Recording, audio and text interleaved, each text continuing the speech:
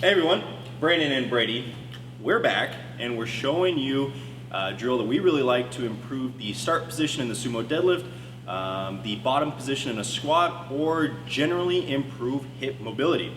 So we often find that people, especially new to these wider stance positions, have a really hard time at getting to the extremes of hip flexion, or the starting of the deadlift. We might see, we're talking sumo deadlift, we might see a knee caving in a squat, maybe similar, or it might just cause general instability or pain in those positions. So this drill is going to be the tactical frog, and it's one that we really like for improving that function in individuals.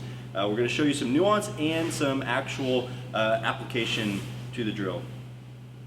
Okay, Brady's going to get into position and we're going to talk through this. So it's super important that he's still maintaining his spinal integrity is very long, he's not collapsed. And from this position, what we're going to ask Brady to do is not just to hang out there and hold it. We're actually going to ask him to squeeze his knees together, use his adductors, and really try and bring the ground together between his knees. We're going to ask him to do that for a 10 count, and then he's going to relax for a 20 count and try and get into a bigger range of motion. Once he's relaxed for that 20 count, we'll repeat for 10 on, 20 off, 10 on, 20 off.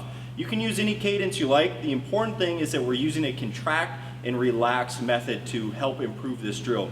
This is okay to just hang out for 1 to 2 minutes at a time, but we found way more success when people implement a contract and relax method to this drill. If you're already good at this drill and you can hold both knees out fairly wide, we can actually begin to specifically improve each hip's internal rotation by adding some active movement at that hip. So what that's going to look like is Brady actively internally rotating one hip and then back down. This is one that you can play around with contract relax, but it's just as good to go through reps with this. So the thing that we're looking for in terms of faults, Brady, let's have you turn around and face your high knee to the audience. Oh boy.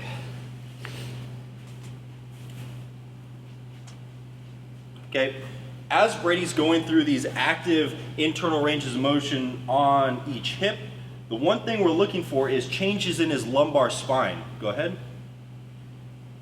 See this big arch that's happening? That's a fault. Okay, we know that as soon as that spine begins to arch, he's already past his capabilities for internal rotation. So go ahead and do it again and keep your spine locked in.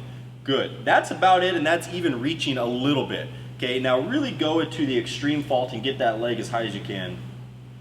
So as you can see, this might kind of look nice, but he's not accomplishing anything outside of just that short, maybe 3-inch range of motion from here to here.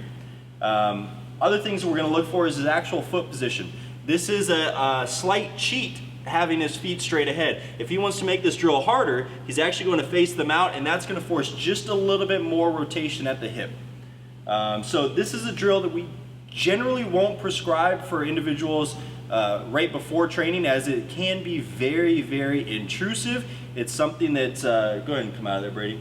It's something that's very demanding and might lead to a little bit too much laxity prior to training. This is definitely an off-day drill, though some people do enjoy doing it pre-training. Yeah, so Brandon was talking about making sure you're not arching your spine to initiate that movement, but you want to make sure, even just when you're setting up, you have a nice neutral spine, extending all the way up into your head position, making sure that you're not looking down the whole time, and also that you're not shrugged up. You're creating a lot of space between your shoulder and your ear, and maintaining IAP while you do it. Yeah, even with these longer duration mobility drills, we still need to have a very high degree of purpose and intent when we're performing them. And that's what we're doing here today, and that's what we're all about. All right, Brandon and Brady, signing out.